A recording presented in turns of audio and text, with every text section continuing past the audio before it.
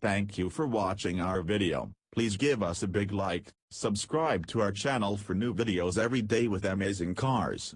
Leave us your opinion in the comment section on the video. Thank you. After the 2017 NASCAR season finale, the series lost its biggest moneymaker of the past 2 decades. Dale Earnhardt Jr. Of course, the North Carolina native and son of Dale was more than a financial asset, as countless displays of hero worship from crazed fans proved. He was the real deal.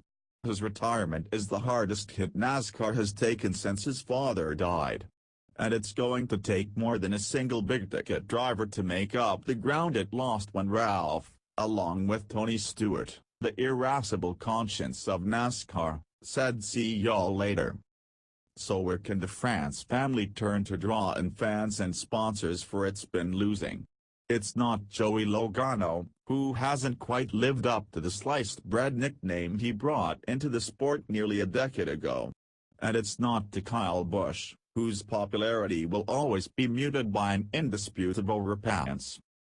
NASCAR should turn to Kevin Harvick, a tough-as-nails grinder who has been more or less front and center in NASCAR for the better part of 20 years.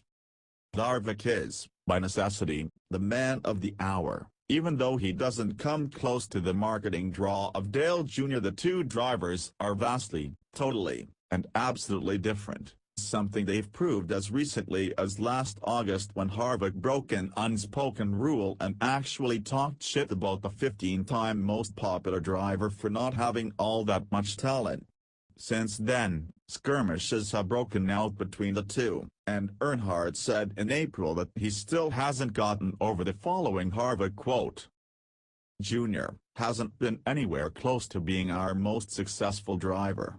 When you look at other sports, you look at basketball and you look at football and you look at their most popular athletes, they're also right on the top of the list as their most successful athletes. Harvick continued during his radio show on SiriusXM by saying that, in reality, the adulation of Earnhardt really should have gone to his Hendrick Motorsports teammate, Jimmy Johnson. After all, he's tied, at 7, with Richard Petty and Dale Sr. for most Cup Series championships.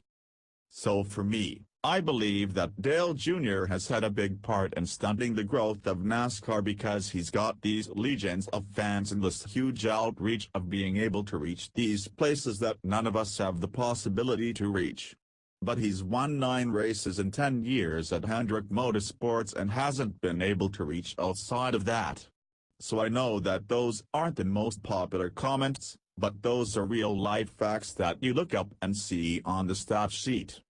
The significance of this feud isn't what defines Harvick's value to what was formerly America's largest spectator sport, but its context is important to understanding the argument. So how does Harvick, a 42-year-old with little top-tier competition left in his future, become the pivot point for a series filled with young talent?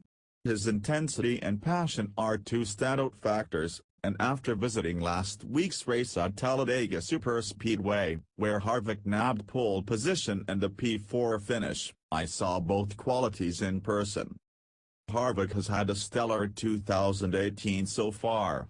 He became the first to claim 3 Cup Series victories, consecutive wins, no less.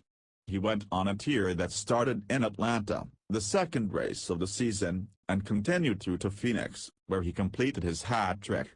During this run, the same Harvick that we saw win the 2014 championship returned to characteristic form, drive, intensity, and a serious prickliness.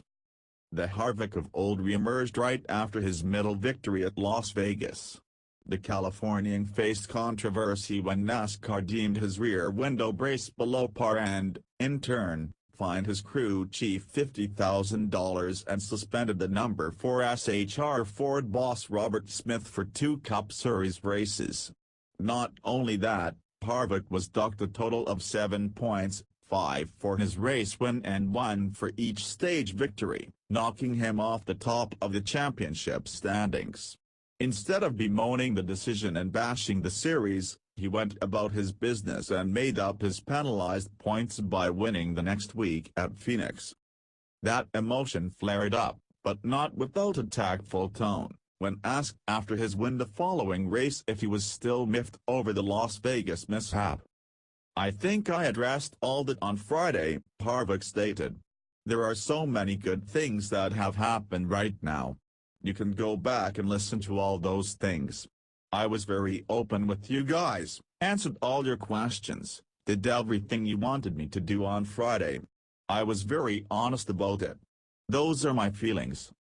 Harvick's one-way viewpoint is complemented by Stewart-Haas Racing Team co-owner, Tony Stewart, who's infamous for his tears demeanor. Although they go about things differently in more cases than not, Harvick and Stewart have that owner-driver dynamic that sparks the same heat that fans are consistently demanding in this usually bland, pay-to-play world.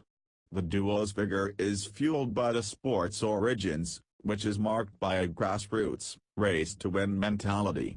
To the NASCAR fans who complain about a lack of genuine competitors, I point to these two former champs.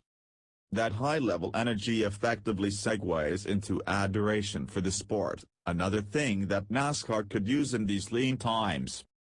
Harvick's season has been dotted with more subtle examples of his intensity.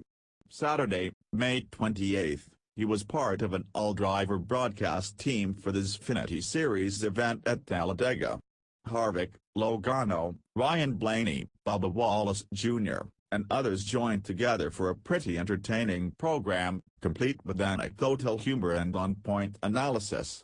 But the highlight came at the end of the race.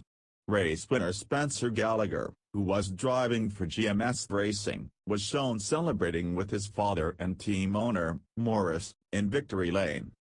As the camera panned away from the parade and back to the booth, Harvick had tears on his face.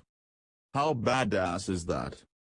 This mega-tough, 200-mile-per-hour, seasoned veteran who stepped out of his pole-winning car 3 hours earlier was crying in the booth for this young gun kid who just won the first race of his career.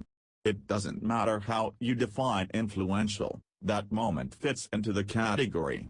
Getting people involved and interested is just part of the battle, and that can be organized by just about any corporate schmuck. But displaying that kind of love for something you've been around for nearly 30 years shows true character, and that it's what keeps fans coming back to the sport week after week. The chemistry of Harvick is lacking in today's millennial generation of drivers. From the way he dictates a press conference to how he drives on track, the difference between him and everyone else out there is noticeable. The stare he dishes out is cold but, usually, not hostile. And the way he represents NASCAR to the next wave of competitors is A1 compared to those of yesteryear, whose brash opinions and crude demeanor have grown stale. For those looking to NASCAR to breed the next Junior, you'll have to wait a while. But for the people who can see past the social media-driven skepticism and generalities, one of the sport's prime examples is here right now, and has been for longer than most of these newcomers have been alive. Thank you for watching our video. Please give us a big like, subscribe to our channel for new videos every day with amazing cars. Leave us your opinion in the comment section on the video. Thank you.